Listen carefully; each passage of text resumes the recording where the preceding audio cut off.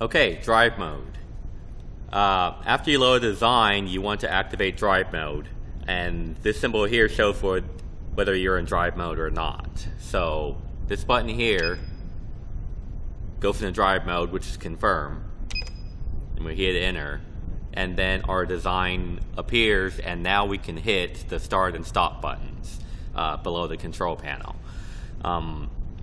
But when you're in drive mode, you can't really change many parameters. So to leave drive mode, you press this button over here and press enter, and you're out of drive mode and it's red again.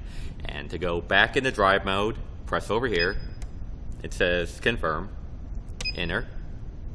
Our design should show, and there you go. That's drive mode. When you're in drive mode or confirm mode, the machine is now active and ready to sew, and pressing the buttons will make it sew.